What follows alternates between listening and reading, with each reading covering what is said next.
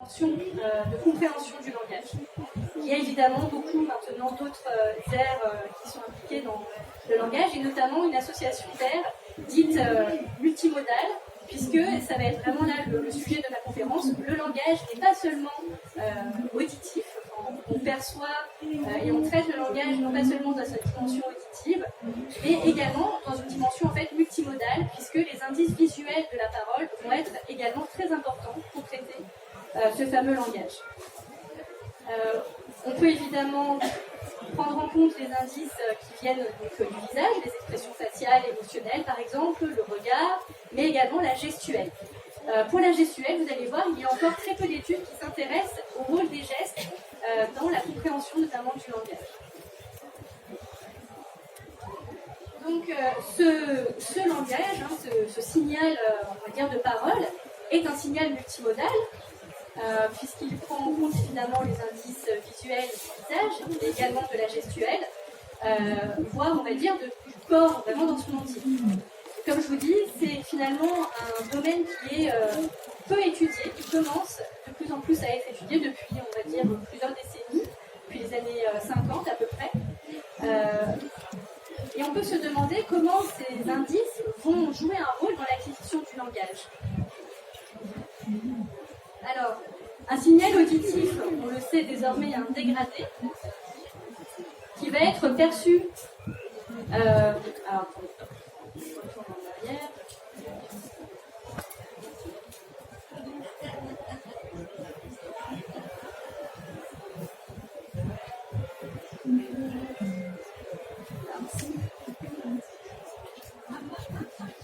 Un signal auditif qui va être perçu dans un environnement sonore très bruyant, par exemple, va être mieux perçu si on a accès aux informations visuelles. Vous êtes, par exemple, en soirée, il y a beaucoup de bruit autour de vous, vous êtes en train de parler à quelqu'un, et vous allez, sans vous en rendre compte, finalement, peut-être avoir du mal à comprendre ce qui est dit, et du coup vous intéressez beaucoup plus aux informations qui proviennent de la zone labiale, de la bouche, mais également du regard, etc. Donc cette information visuelle influence l'information auditive, et ça a notamment pu être mis en évidence grâce à un effet qu'on appelle, je vais y arriver, l'effet McGurk. Alors qu'est-ce que l'effet McGurk ? Eh bien, on s'est rendu compte que si on présente à des adultes un visage qui prononce une syllabe, par exemple la syllabe va, mais que visuellement on va avoir une autre syllabe, par exemple la syllabe ga, donc vous entendez le va en sonore, mais visuellement vous avez une information autre. Eh bien, si on demande ensuite aux personnes de dire ce qu'elles perçoivent, on se rend compte que la plupart des personnes perçoivent un entre-deux entre les deux syllabes. C'est ce fameux effet McGurk que je voulais vous présenter sur la vidéo, si je réussis à la lancer. Alors attendez. Hop. J'espère qu'on va entendre.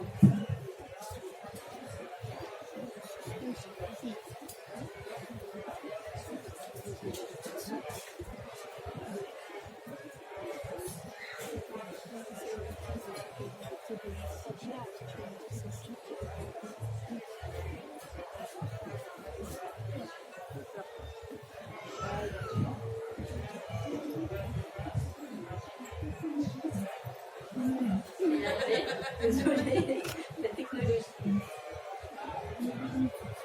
Bon, c'est pas grave.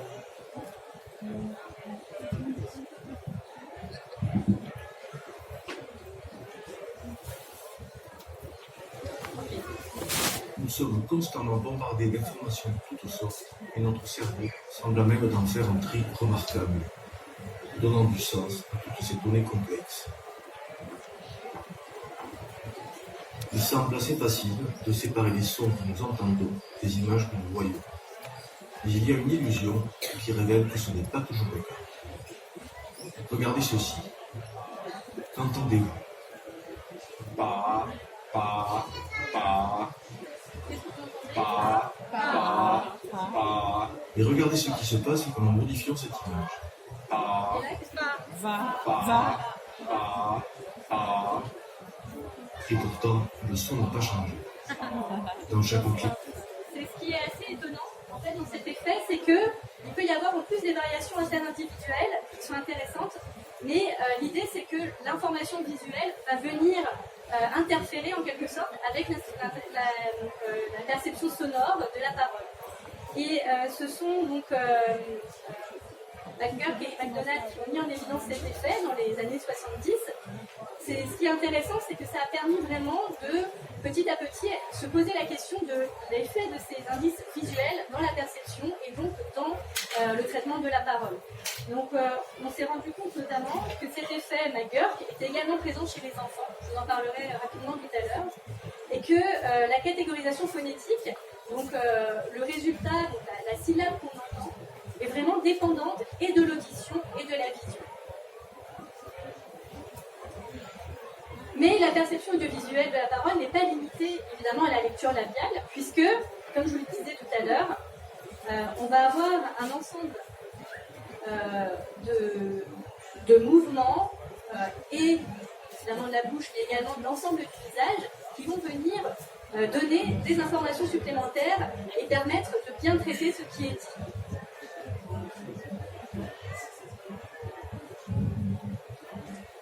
Donc ici, c'est une étude assez intéressante qui a permis de montrer que si on présente des stimuli assez dégradés, aux adultes notamment, eh bien, il s'agit là de la même représentation du visage, mais les sujets entendaient seulement une phrase qui allait donc avec une des deux représentations, et on s'est amusé, enfin les chercheurs se sont amusés à dégrader le signal sonore. Ils se sont rendus compte que même avec un signal sonore assez dégradé, les sujets réussissent à retrouver le visage qui correspond à ce qui est dit. C'est-à-dire qu'il y a des informations dans la façon dont le visage bouge, puisque là, vous n'avez pas d'informations du regard notamment. Donc des informations peut-être au niveau du rythme, par exemple, qui vont avec ce qui est dit et qui permettent de repérer la bonne phrase. Idem pour cette étude, qui est un peu plus ancienne. Et là aussi, l'idée, c'était de montrer qu'il y a certainement des indices rythmiques qui sont perçus dans l'ensemble du visage. Donc, il s'agit là d'études chez l'adulte. Pour finir, chez l'adulte, je voulais aussi vous parler rapidement de l'importance des gestes dans le traitement de la parole. Et comme je le disais tout à l'heure, il s'agit là d'un domaine qui est encore finalement peu étudié. En tout cas, ce qui est important, c'est de montrer que, au final, le langage est un système dans lequel vous se croisez, comme vous l'avez compris, des indices sonores et des indices visuels, et que certainement que dans la gestuelle, on peut également percevoir certains indices, notamment rythmiques. Donc ici, il s'agit d'une étude qui a montré que la compréhension de certaines phrases était perçue de manière plus efficace. Donc on comprend mieux certaines phrases qui peuvent être ambiguës, puisque ça a été fait en Italie, et en Italie, il y a cette particularité en italien d'avoir une même phrase en fonction de la façon dont on l'a dit, donc en fonction de l'intonation, plusieurs sens. Et que si on fournit une information gestuelle au sujet, ils sont capables de mieux comprendre en fait ce qui est dit, donc ils réussissent mieux à la tâche de compréhension de la phrase, du sens de la phrase, lorsqu'on leur fournit également des indices gestuels. En Italie, les gestes, c'est pas parce que c'est en Italie qu'il y a cette idée qu'ils parlent plus avec des gestes. Ce qui est en fait faux, c'est simplement que l'amplitude de leurs gestes est plus importante que dans certaines cultures, ce qui donne l'impression du coup qu'ils gesticulent plus. Donc en tout cas, gestes et discours, là, amènent vraiment à repenser le langage comme un système vraiment multimodal. Et l'idée ensuite, ça va être de savoir si très tôt, l'enfant est déjà sensible en fait à ces indices. Donc chez l'enfant, en tout cas d'âge préscolaire, il a été montré que l'effet McGurk est également présent, donc ils sont sensibles à cet effet, ce qui veut dire qu'ils sont déjà sensibles à l'interférence entre information visuelle et auditive. Et le fait d'utiliser la gestuelle dans la réalisation de certaines tâches langagières, mais également cognitives de manière générale, comme réaliser ici une opération mathématique. C'est une chercheuse américaine qui a joliment montré que l'utilisation des gestes pouvait aider en fait, à certaines tâches chez les enfants d'âge scolaire. Donc maintenant, je vais vous parler de ce qui se passe chez le tout petit, et je vais commencer notamment par la période intra-utérine. Donc à l'heure actuelle, on sait maintenant que donc, il y a de plus en plus de recherches sur cette période périnatale et on sait maintenant que dès le dernier trimestre de gestation, le fœtus est déjà sensible à certains sons. Il est même capable de faire la différence entre certaines séquences sonores comme biba et babi. Alors comment est-ce qu'on a pu en arriver à cette conclusion? Eh bien, on enregistre les rythmes cardiaques du fœtus, on lui présente en audio donc différents sons et on essaye de voir s'il existe une différence en fait dans le rythme cardiaque du fœtus quand on lui présente ces différents sons. Et donc on s'aperçoit qu'il est capable de faire la différence. Donc, dans le jargon scientifique, on utilise le terme discrimination. Donc, il est capable de discriminer, ça veut dire faire la différence entre différentes séquences sonores qui sont finalement relativement proches. Et donc ça, c'est essentiellement au cours du dernier trimestre, puisque le système auditif va être l'un des premiers systèmes sensoriels à se développer. Le fœtus vit dans un environnement qui est en fait très bruyant. Donc, pour exemple, généralement le bruit ambiant, on tourne autour de 65 décibels et dans l'utérus, on est plutôt autour de 75 décibels. Pourquoi? Puisqu'il y a à la fois les sons extérieurs qu'il perçoit, mais également les sons internes, le rythme cardiaque de la maman évidemment, et également tous les sons qui proviennent par exemple des viscères. Et malgré en fait ce fond, ce bruit de fond très sonore, avec un niveau sonore assez important, il est capable aussi de reconnaître la voix de sa mère. Donc le signal de parole est déjà perçu in utero. On a réussi à montrer qu'il peut faire la différence entre la voix de sa mère et la voix d'une autre femme. Et on s'est rendu compte aussi ces dernières années, grâce à l'amélioration de techniques et notamment de techniques d'imagerie 4D, qu'il explore aussi activement son environnement. Donc il a cette sensibilité déjà au signal de parole et il est également capable d'explorer son visage, son cordon ombilical. Donc il y a de plus en plus de photos comme ça, de représentations de fœtus en train d'explorer leur visage. Alors pourquoi je vous dis ça? Puisque il va y avoir un phénomène assez intéressant qui est observé à la naissance, qui est celui de la reconnaissance des visages, d'une appétence, vous allez voir, pour la forme des visages. Et donc, une des hypothèses, ce serait que peut-être qu'ils ont déjà exploré leur visage, donc ils ont déjà une certaine représentation, on va dire, entre guillemets, de où se placent les yeux, le nez, la bouche. C'est une des hypothèses. Une autre hypothèse est évidemment qu'il y a déjà des prérequis, on va dire des précablages qui sont là parce que nous sommes une espèce hautement sociale et que quelque part, en fait, au cours de notre évolution, dans notre génome, nous avons cette capacité déjà à traiter certains stimuli sociaux comme les visages et comme le langage. On pourra en reparler à la fin, si vous le souhaitez. Donc le rythme cardiaque de la mère est perçu, je vous le disais tout à l'heure, in utero. Et à la naissance, ce qui est intéressant, c'est que à la fois la voix de la mère peut apaiser le nouveau-né, puisqu'il va la reconnaître. Donc là, le système auditif est pleinement fonctionnel à la naissance. Et le rythme cardiaque de la maman également va jouer un rôle dans l'apaisement des bébés. Cela a été observé, vous pouvez l'avoir vous-même observé. Et ce que j'aime bien dans cette idée, c'est que finalement, il y a une continuité en fait, entre la période intra-utérine et puis la naissance. C'est ce qu'on appelle la continuité transnatale. Et on s'aperçoit de plus en plus qu'il est nécessaire d'essayer d'observer et de tester les capacités perceptives des nouveau-nés pour se rendre compte qu'il y a une importance déjà peut-être de la mémoire intra-utérine et que à la naissance, certaines capacités sont déjà présentes et vont se renforcer. Alors je prends l'exemple par exemple du bola, c'est un petit bijou qui est très à la mode. Je ne sais pas si certains d'entre vous l'ont déjà vu porter ou l'ont déjà peut-être porté. Et ce que je trouve assez joli, c'est que l'idée de ce bijou, c'est qu'il y a une petite clochette à l'intérieur de la boule qui fait un joli tintement. Et donc, généralement, on conseille aux mamans maintenant de porter ce petit bijou. Et au cours du dernier trimestre de gestation, comme je vous le disais tout à l'heure, le fœtus entend les sons externes et à la naissance, si on place ce petit objet près du berceau du bébé, le son peut le rassurer. Et ce qui est assez étonnant, c'est que les découvertes scientifiques, finalement, corroborent aussi les observations ancestrales, puisque ce petit bijou, il a une histoire, il provient, on l'utilisait déjà dans certaines cultures, là par exemple en Indonésie, mais également au Mexique, en Thaïlande, en Inde. Et il y avait cette idée que, en portant ce bijou, eh bien, ce bijou près du bébé à la naissance pouvait le rassurer. Donc sans expérience scientifique, on va dire, mais avec des observations ancestrales, eh bien, science et culture se rejoignent.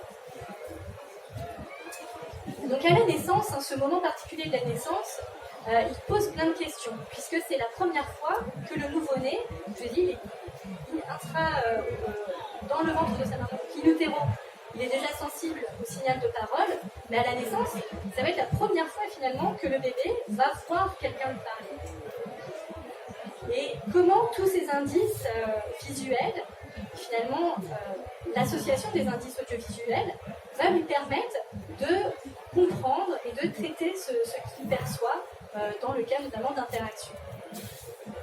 Donc évidemment, la situation assez classique d'interaction avec un jeune enfant, c'est celle du face-à-face. Et dans cette situation, il y a un certain nombre d'indices qui sont perçus, les vocalisations, la parole, mais également les expressions faciales, les mouvements du corps, les mouvements du visage, les sourires, etc. Et je ne sais pas si vous vous êtes aperçu, mais quand on s'adresse à un tout petit, on utilise généralement un registre langagier assez particulier qu'on appelle le langage adressé au bébé ou la parole adressée au bébé. Ça dépend des chercheurs. En tout cas, ce qui est observé, c'est qu'on utilise un registre langagier qui est beaucoup plus expressif, à la fois dans la sphère auditive et à la fois dans la sphère visuelle, que le registre langagier qu'on utilise quand on parle à un adulte. Et ça a certainement un effet et un intérêt pour le bébé au cours d'acquisition du langage. Donc ce langage adressé à l'enfant, juste une petite parenthèse, il a été observé de manière universelle. Donc peu importe la culture, au final on retrouve toujours ce registre langagier assez particulier. Alors chose étonnante, c'est que à la naissance, le bébé, comme je disais, n'a jamais vu de visage et pourtant, seulement 9 minutes après la naissance, il est déjà attiré par des représentations de visage. C'est une expérience qui date maintenant, qui est un peu vieille, mais il y a eu d'autres études qui vont toujours dans le même sens de cette appétence pour les visages, et ce très très tôt après la naissance. Donc là, il s'agissait de présenter au bébé différentes formes, donc la même forme, mais soit avec aucun élément vide, ou bien les éléments désordonnés, ou bien les éléments organisés comme on les trouve dans un visage, ou bien inversés. Et on s'aperçoit que le nouveau-né va suivre plus longtemps du regard et s'orienter plus vers la forme qui est celle d'un visage avec les éléments ordonnés. Ça, c'est assez surprenant. Et il est capable déjà de reconnaître certains visages, notamment celui de sa maman. Donc, comme je vous disais tout à l'heure, beaucoup d'études avec le visage de la maman. C'est intéressant de faire des choses avec les papas. Mais en tout cas, il suffit finalement de peu d'expérience pour que déjà il y ait une mémorisation du visage. Et certains chercheurs se sont intéressés également à la reconnaissance de visages non familiers.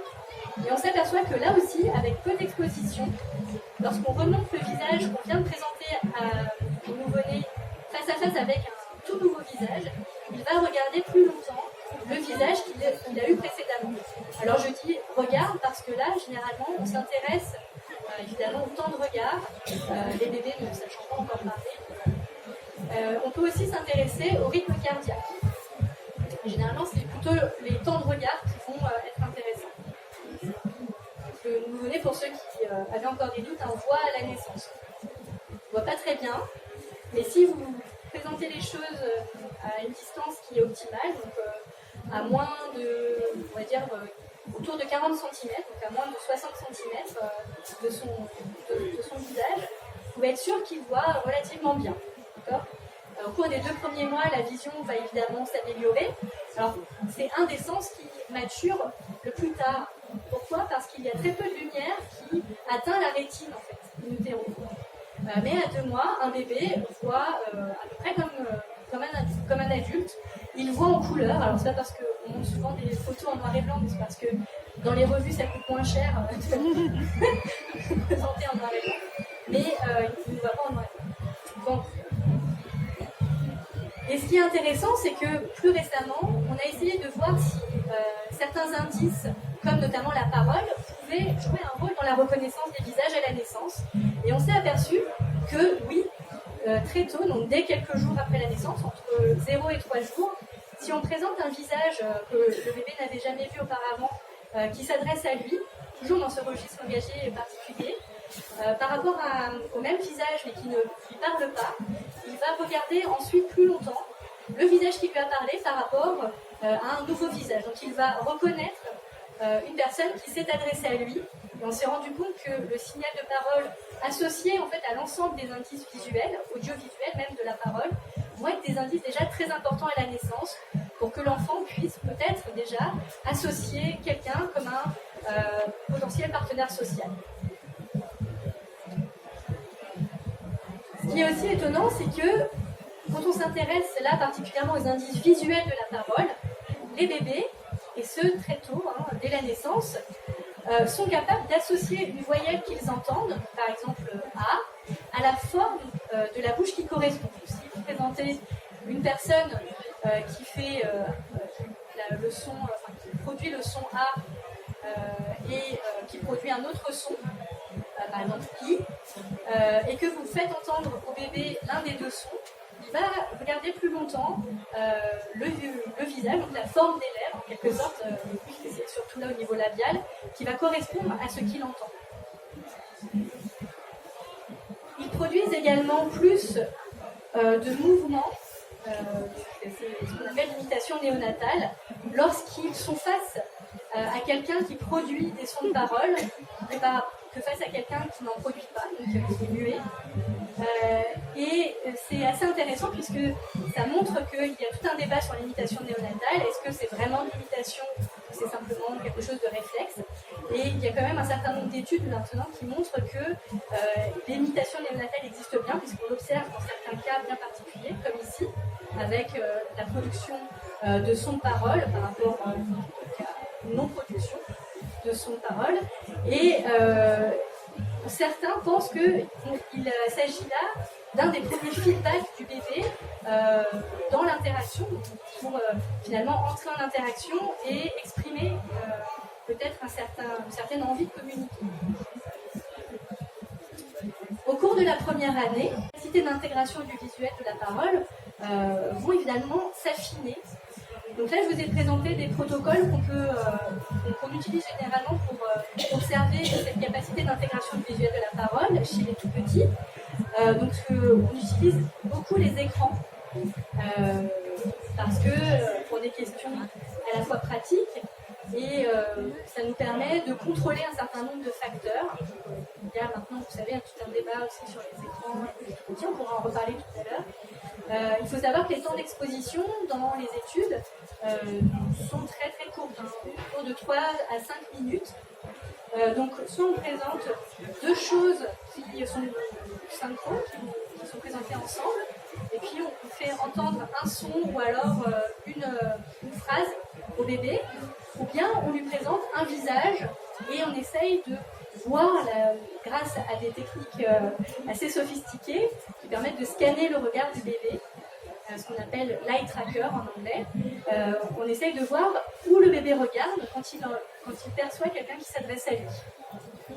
Et grâce à ces techniques, on sait maintenant que dès 3-4 mois, les bébés sont déjà sensibles à la congruence des mouvements faciaux qui accompagnent la parole, repèrent très bien quel visage va avec ce qu'ils entendent.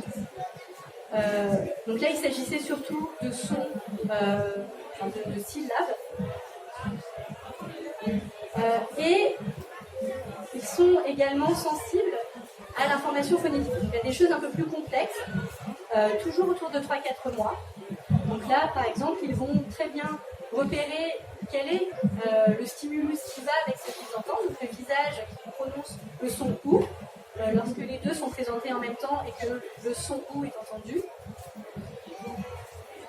Et comme je vous disais tout à l'heure, le fait de parler au bébé d'une certaine manière a certainement déjà une importance, puisque les caractéristiques en fait très expressives du visage quand l'adulte s'adresse au bébé, notamment quand la maman, quand le parent s'adresse au bébé, vont avec en fait un signal auditif qui est lui aussi très expressif.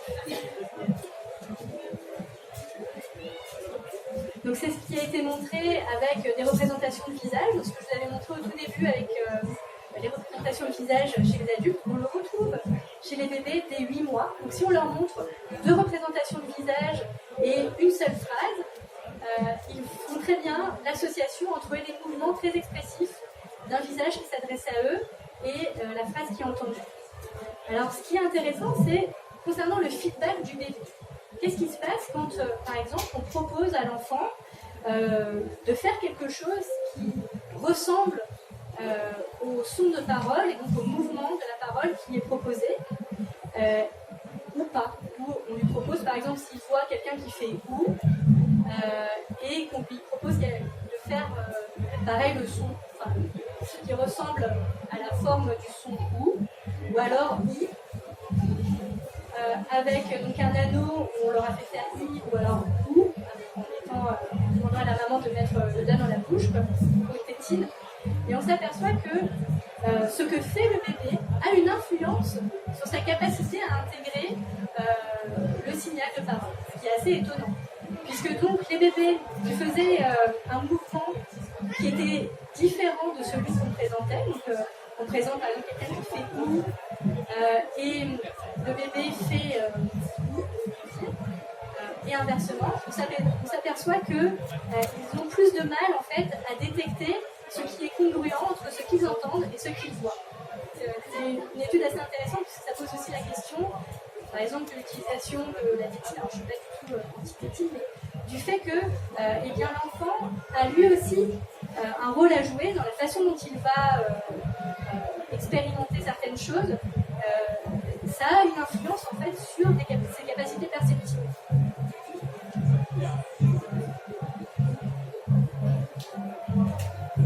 Au cours de la première année, donc vous l'avez compris, au niveau perceptif, il y a déjà un certain nombre de choses qui sont présentes, et ce dès la naissance. Et ça va avoir une importance primordiale dans l'établissement, le bon établissement des relations sociales. Au cours de la première année, on a autour de 9 mois un phénomène que certains ont peut-être déjà observé, qui s'appelle le phénomène de l'attention conjointe. Alors qu'est-ce que c'est ? Eh bien, c'est le fait de partager avec l'enfant une expérience sur le monde. Donc, on observe généralement autour de cet âge-là une appétence de plus en plus grande pour l'environnement extérieur chez les tout petits. Et l'adulte va évidemment socialiser le bébé, va jouer un rôle, et grâce à la parole, grâce aux expressions faciales, grâce à la gestuelle, tous ces indices non-verbaux vont permettre à l'enfant de comprendre ce qui se passe et d'affiner en fait ces interactions.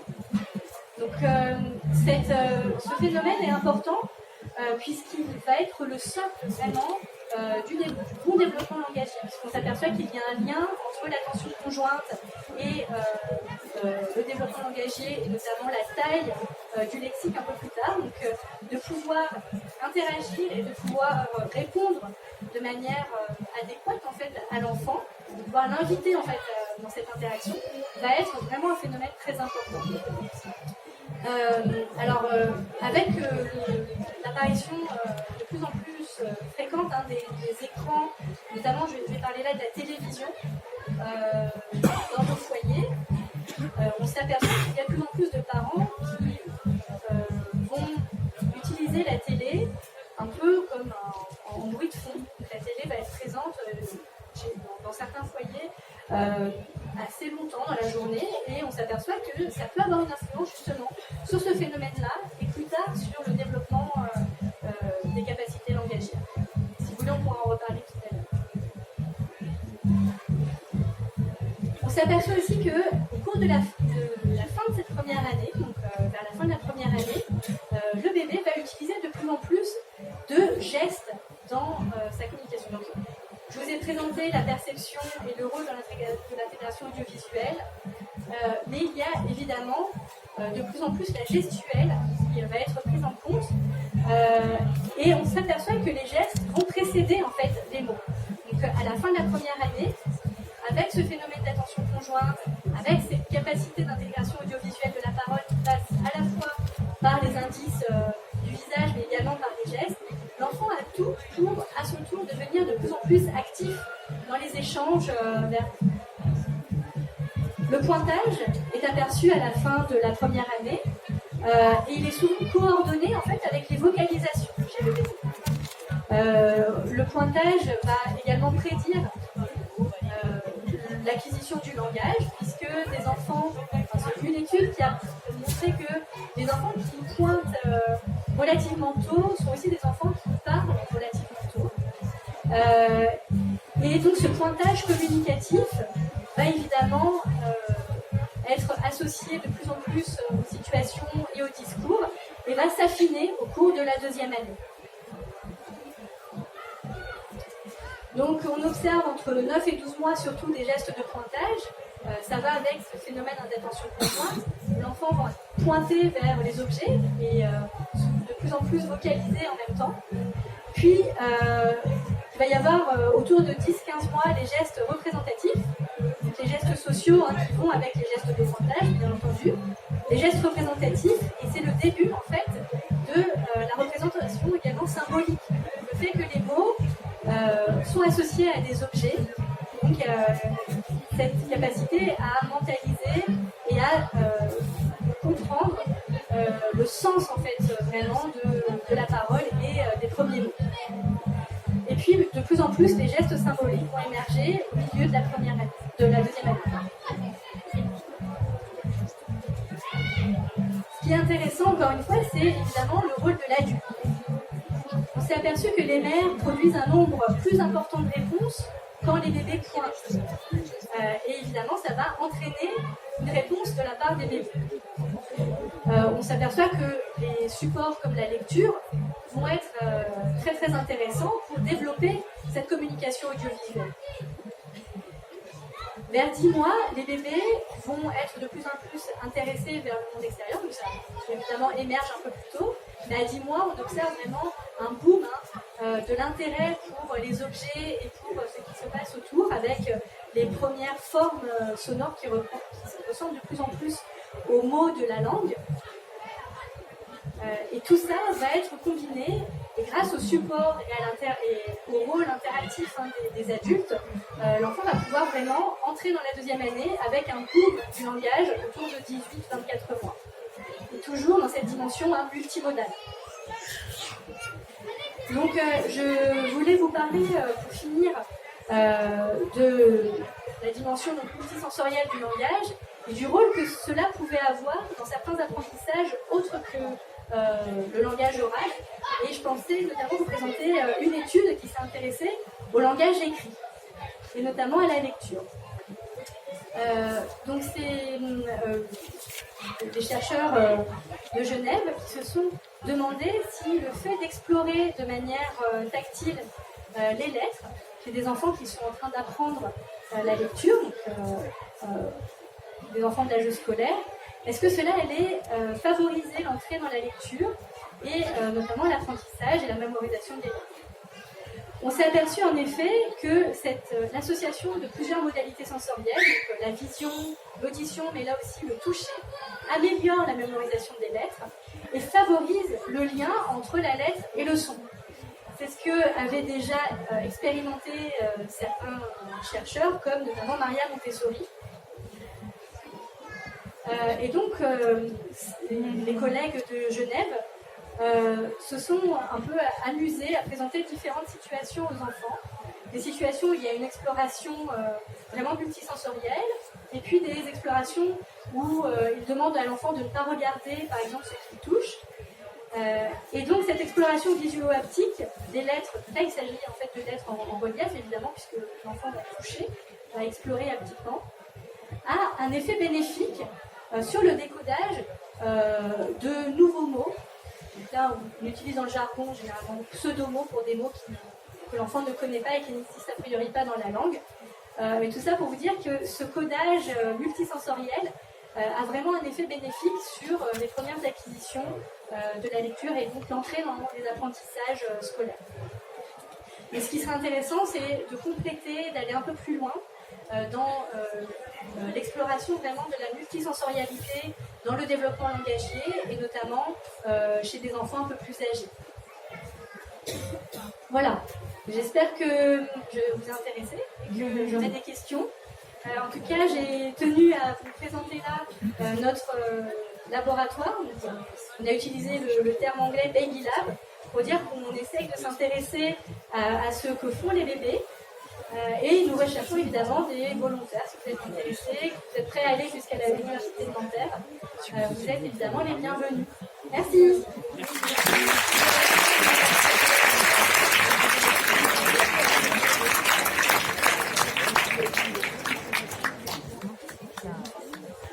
Oui.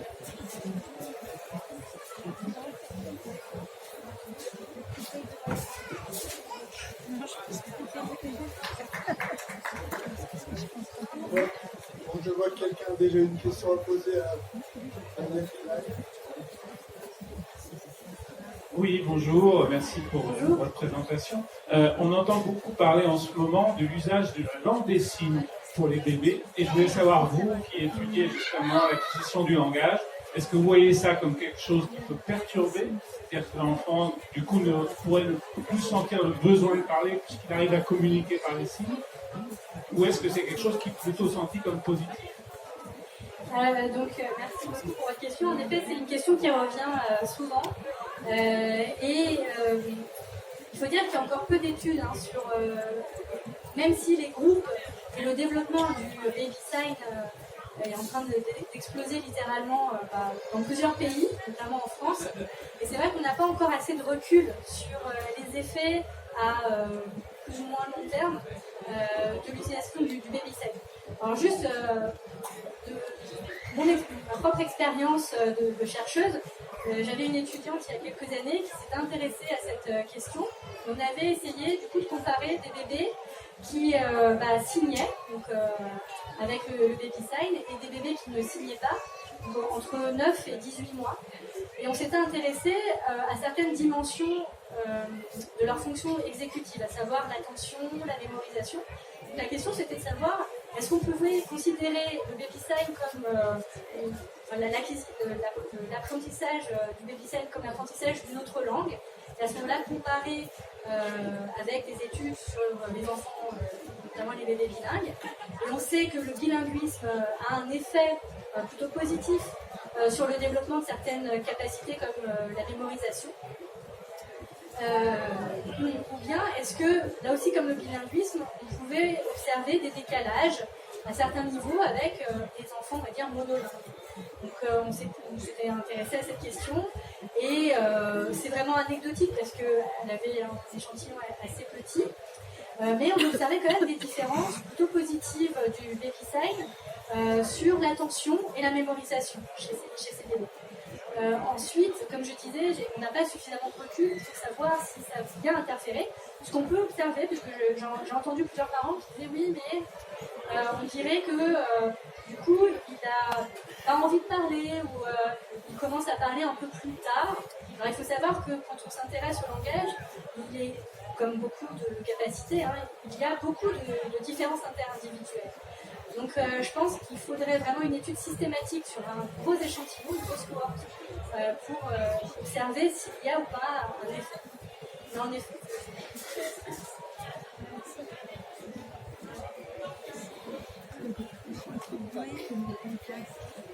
Bonsoir, merci. Est-ce que vous vous intéressez aux troubles du développement du langage pour les enfants dysphasiques, par exemple? Alors non, c'est pas ma spécialité, mais en effet, certains chercheurs se sont intéressés à l'importance de la multisensorialité. Alors chez les enfants dysphasiques, j'ai il y a peu d'études, mais il y en a un peu plus auprès d'enfants dyslexiques. Et pour la dyslexie, il semble que proposer aux enfants une remédiation multisensorielle pour notamment des tâches d'apprentissage de mots, enfin, de sons,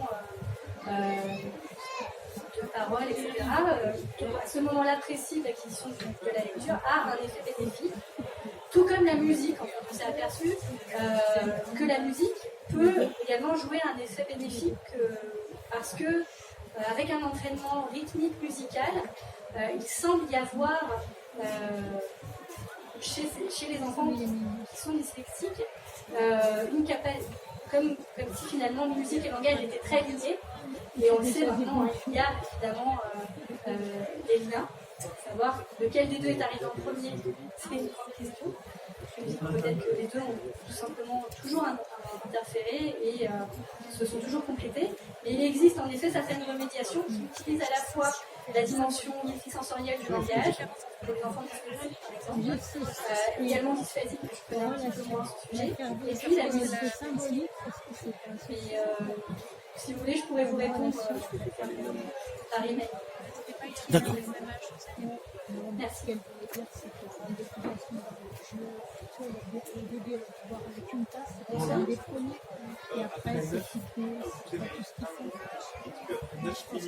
Après 9 minutes, les bébés reconnaissent les visages, mais est-ce que c'est pas inhérent, tout simplement? C'est-à-dire que est-ce qu'ils n'ont pas dans leur cerveau déjà fait ce à quoi doit ressembler un visage humain? En effet, c'est ce que je disais tout à l'heure. Même si le débat entre inné et acquis, on peut considérer que c'est un débat quand même dépassé, puisqu'on sait qu'il y a des choses qui sont innées, il y a des choses qui vont bénéficier des expériences avec l'environnement. Mais pour la question des visages, certains pensent qu'en effet, il y a vraiment un module, pour reprendre une expression un peu ancienne, mais un module dans notre cerveau qui traiterait les visages et qui serait déjà opérationnel à la naissance et qui permettrait du coup à ce petit être qui vient d'arriver dans notre monde à s'orienter préférentiellement vers les personnes, les partenaires qui vont l'aider à survivre. C'est une hypothèse. Vient aussi du coup les observations in utero, d'exploration aussi du visage, le fœtus qui observe son visage, et certains pensent que finalement cette exploration in utero jouera aussi un rôle dans cette capacité de reconnaissance. Moi je pense que il y a des choses qui sont présentes, je pense qu'il ne faut pas avoir peur de dire qu'il y a des choses qui sont innées, et puis que ces choses innées, cette architecture préétablie, on va dire, c'est pas un gros mot, et qu'elle va bénéficier de l'expérience avec l'environnement. Et c'est cette interconnexion qui va être intéressante à observer. Évidemment, c'est le domaine de l'épigénétisme. Autre chose, juste pour finir sur cette question, il y a des chercheurs en Italie qui se sont amusés à tester les poussins qui sortent de l'œuf, avec la même expérience que je vous ai montrée avec les représentations de visage très schématiques. Ils se sont demandé si d'autres espèces plus éloignées, comme les poules, tout ça, se dirigeaient aussi préférentiellement vers cette organisation particulière. Et le chercheur en question a montré avec son équipe que, en effet, les poussins vont se diriger en premier vers les représentations de visage, donc avec les yeux en haut et puis ce qui va ressembler à un bec en bas. Je voulais vous interroger parce que vous avez mentionné sur les conséquences des écrans.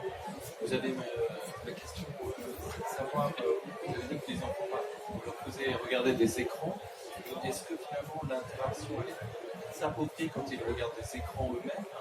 Est-ce qu'ils mettent plus de temps à percevoir en fait ce que c'est le langage, parce que dans les écrans on voit la parole, les gestes, et est-ce qu'il y a eu des conséquences d'avoir exposé les enfants aux écrans développement de l'enfant au sens après de parole gestuelle? Alors c'est une question qui commence évidemment à arriver de plus en plus dans notre société.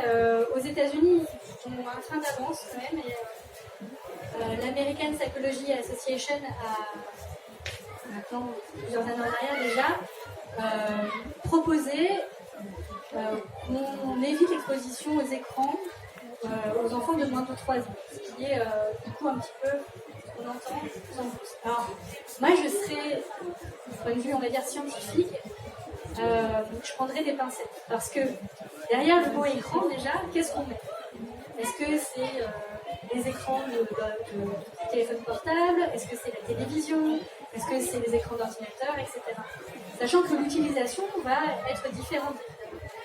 Donc moi, ce que je peux vous dire, c'est qu'on a écrit une revue de questions là-dessus l'année dernière avec des collègues, parce que au final, il y avait beaucoup de choses qui étaient un peu des choses qui devenaient des mythes. Et donc, on a voulu regarder dans la littérature concrètement ce qu'on avait comme données.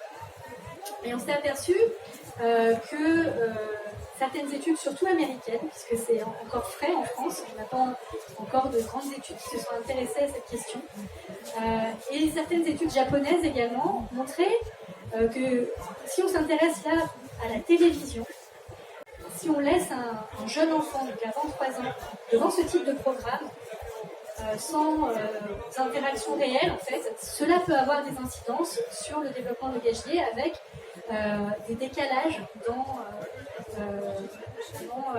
le niveau de vocabulaire et même l'âge, on va dire, de l'apparition des premières phrases. Néanmoins, si on s'intéresse à des programmes qui sont plutôt orientés enfants, et aux États-Unis, ils ont même des programmes comme Baby Einstein qui ciblent vraiment les tout petits, donc à 6 mois. Si on observe quand même qu'au cours de... Alors, déjà, je pense qu'en termes de temps, c'est vrai que moi, j'ai 3 enfants et je n'ai pas interdit les écrans à la maison. Mais on observe vraiment que déjà le temps d'exposition est important. Donc un temps d'exposition relativement court, puisque sinon ça va trop vite. Ils n'ont pas le temps de tout traiter. Et ça a un effet vraiment sur leur niveau attentionnel, leur capacité aussi à gérer leurs émotions, à réguler leurs émotions. Mais s'il y a une interaction à côté, un peu comme le format, on va dire histoire, où le parent va utiliser plus ce format-là, ce médium-là, comme un outil pour interagir sur certaines choses, à ce moment-là, on observe différentes choses, puisqu'on a de l'attention conjointe, on a un enrichissement mutuel de l'interaction, etc. C'est plus vraiment les cas, et il y en a malheureusement, et ça dépend aussi des catégories socio-professionnelles, c'est la réalité, où j'avais lu dans certaines revues, des fois les enfants ont environ 6 mois, restent parfois 4 heures par jour devant un programme de télé plutôt orienté adulte. Et c'est ces cas-là en fait, qui sont vraiment problématiques. Il y a aussi la question des écrans avec les téléphones portables. Là aussi, on a peu de choses, il y a beaucoup de choses qui sont véhiculées. Le lien par exemple avec l'autisme, alors je ne rentrerai vraiment pas là-dedans parce qu'on n'a pas assez de recul, il n'y a pas encore eu d'études systématiques. Ce que je peux vous dire, c'est que rien ne remplace une vraie interaction. Je voulais savoir,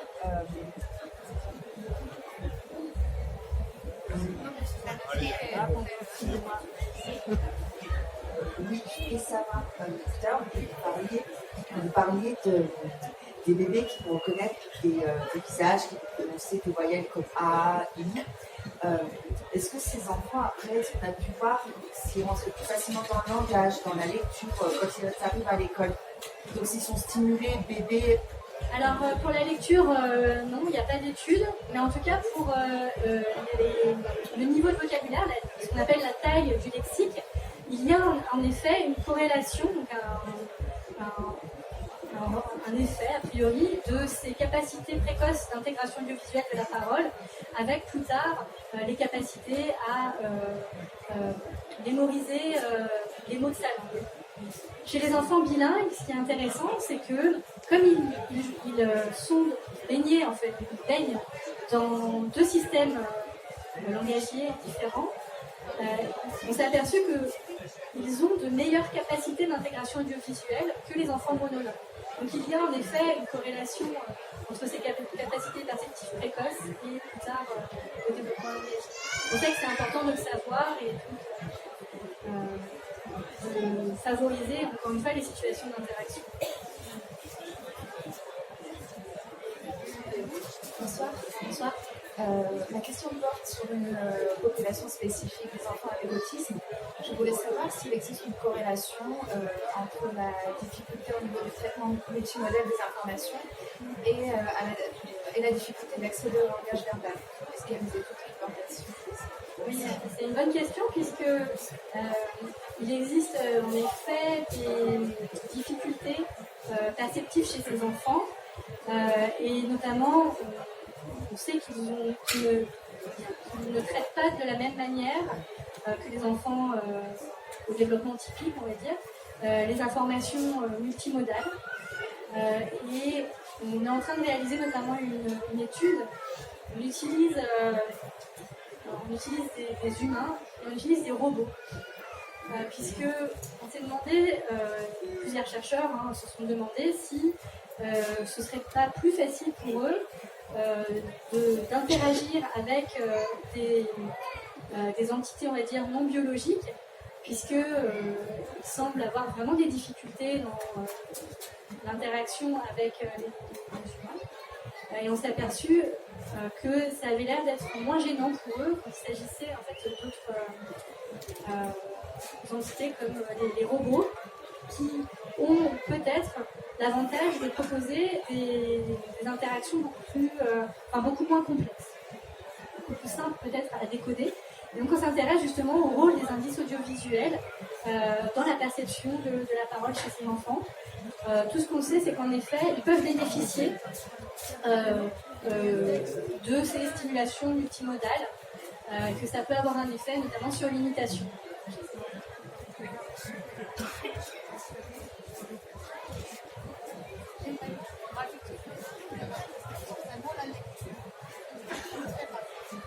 Le micro.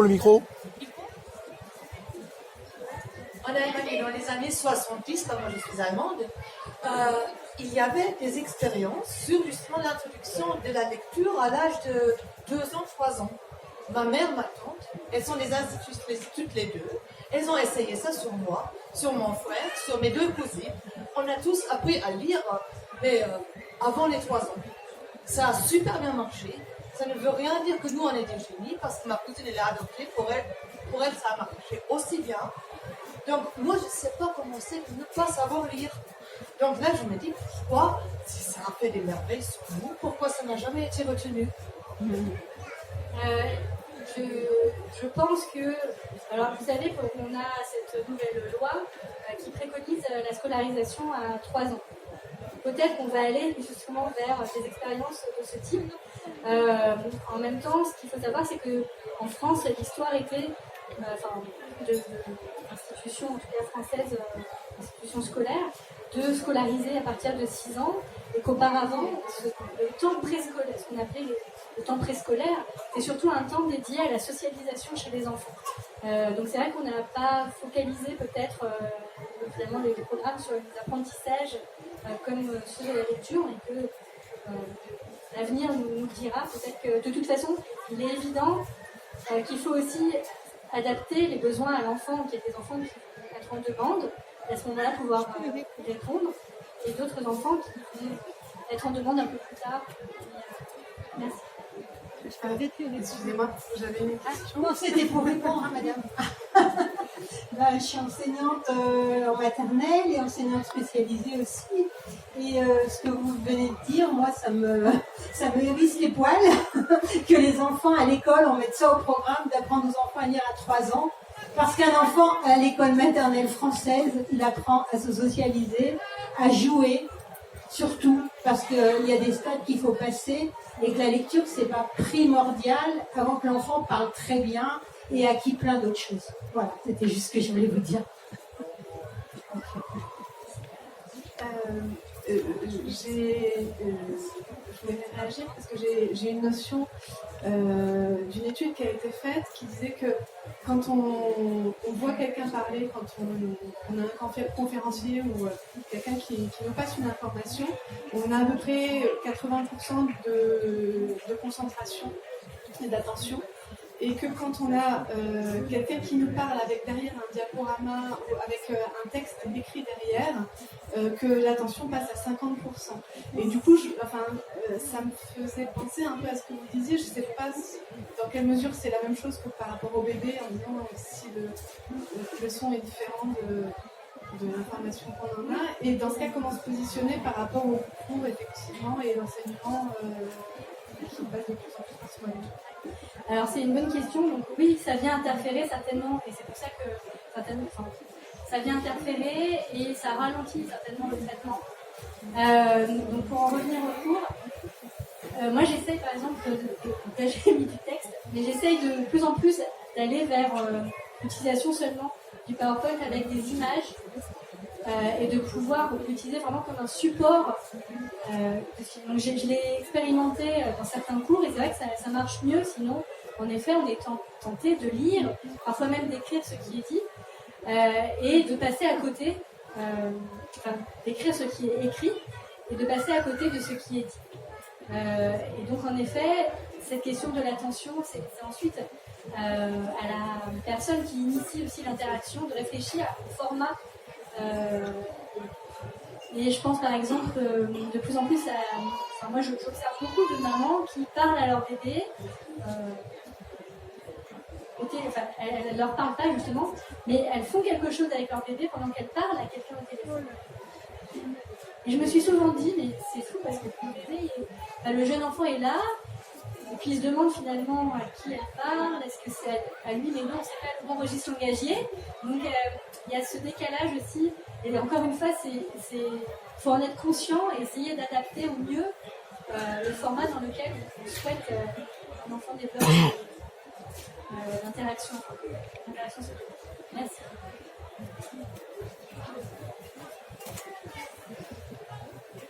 Bonsoir. Je voulais poser une question par rapport à quand on apprend une langue, on apprend aussi un accent. Et, donc, moi, je suis en train d'apprendre ma 5e langue. Le français, c'est pas ma langue maternelle. Je l'ai appris il y a quelques années. Mais ce que j'ai remarqué, j'ai des amis, par exemple chinois, c'est des gens qui parlent la langue la plus difficile au monde. Mais comment, j'ai remarqué qu'ils ont quelques difficultés pour apprendre d'autres langues, d'après ce que j'ai vu. Mais est-ce que le fait que leur cerveau est assez développé pour apprendre le chinois, mais en même temps, c'est un obstacle pour apprendre d'autres langues. Je ne sais pas comment on peut avoir cette dualité, comment on peut comprendre cette dualité entre avoir des capacités pour apprendre une langue, mais quand même on hérite un accent qui est un obstacle pour apprendre une autre langue plus tard. Alors si je comprends bien, vous dites que si on parle, pour être considéré comme bien maîtriser une langue, il ne faudrait pas d'accent, c'est ça? N'empêche, j'aime bien prononcer.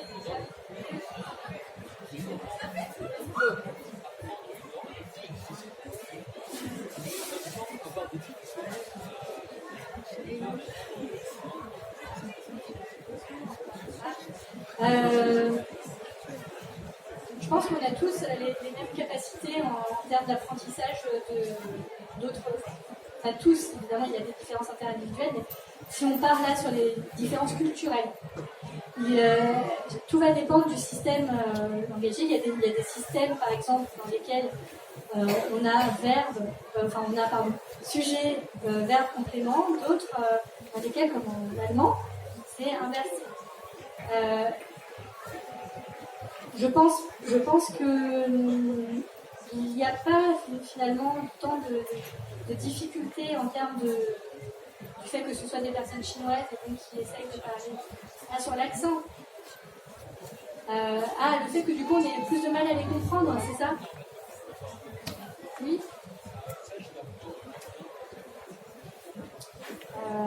Après c'est pas ma spécialité.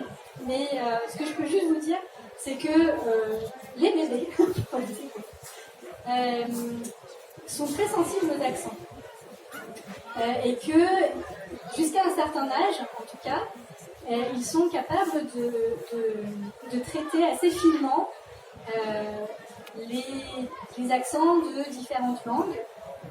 Et que, passé à peu près 6 mois, ils ont de plus en plus de une perception qui va être focalisée sur leur langue. C'est ce qu'on appelle en fait l'affinage perceptif, et que donc au cours de la première année, cet affinage perceptif va leur permettre de traiter de mieux en mieux leur langue, et qu'auparavant, ils sont assez ouverts finalement. Il y a cette perception assez universelle. Par exemple, si on leur fait écouter des sons en hindi, qui pour nous sont des sons assez proches, on va avoir du mal à faire la différence entre ces deux sons. Eux sont très très bons, jusqu'à à peu près 6 mois, à faire la différence, même s'ils n'ont jamais entendu l'hindi auparavant. Donc il y a quand même une certaine capacité fine finalement à percevoir les différents sons, même de langues auxquelles on n'est pas exposé, et les accents en font partie. Après, pour répondre exactement à votre question,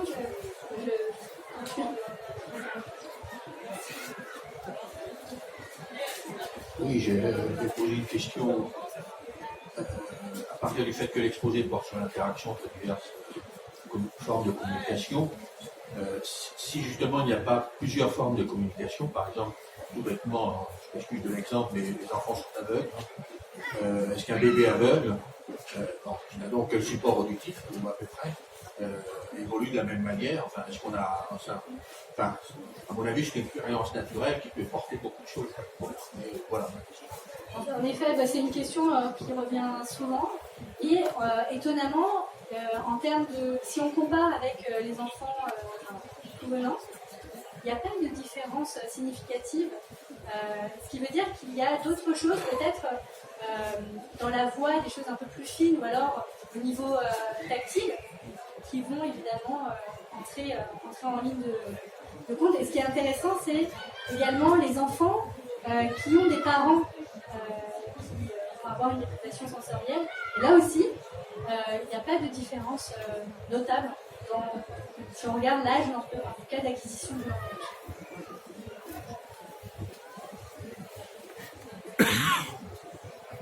C'est à la fois une question et une remarque en fait.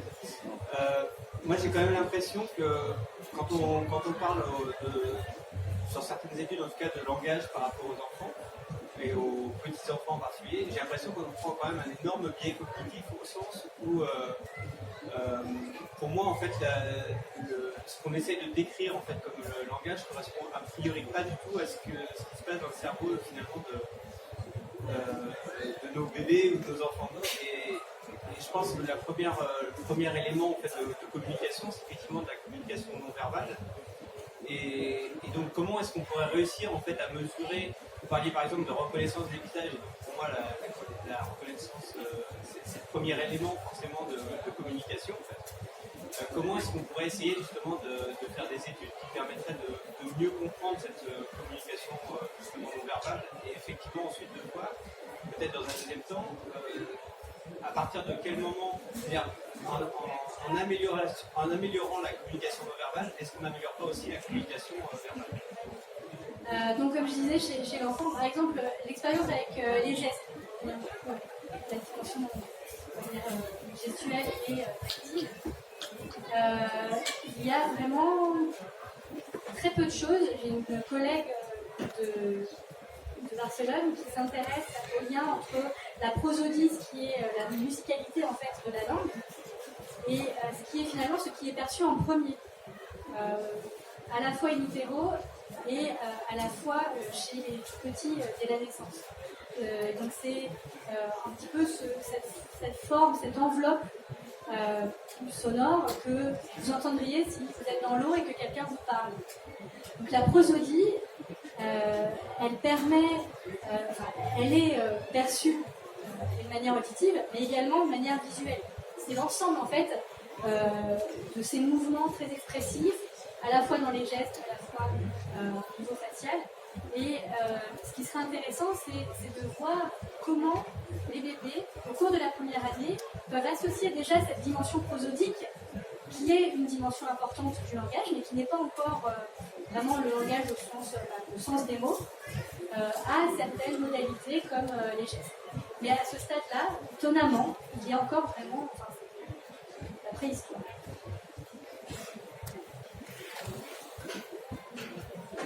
Oui, alors moi je voulais poser une question par rapport à toutes les recherches qui sont faites sur les interactions sociales comme déjà l'imitation, le pointage du doigt, l'attention conjointe. Est-ce que maintenant tout ça, ça permet de détecter de diagnostiquer plutôt les bébés autistes? Parce que comme ils n'ont pas cette attention, a priori ils n'ont pas cette attention conjointe, je ne pense pas le pointage du doigt et ils n'ont pas accès au faire semblant non plus.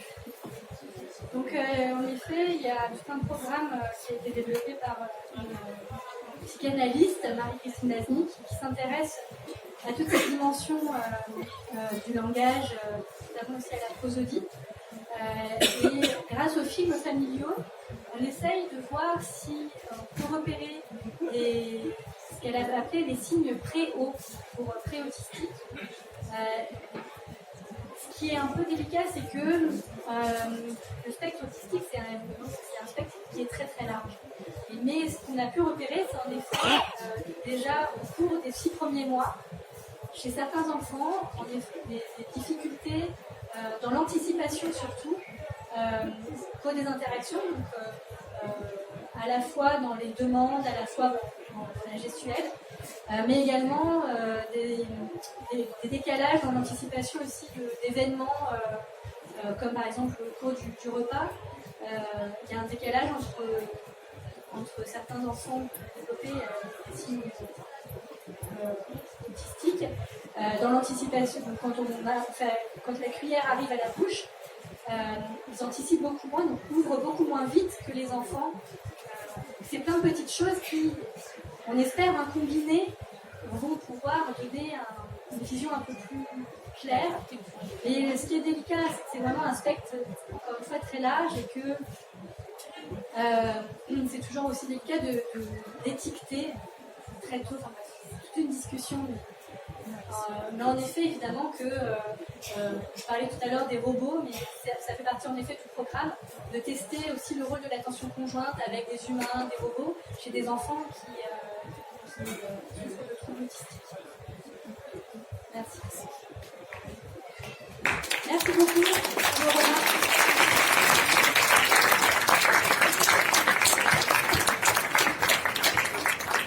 Un grand merci.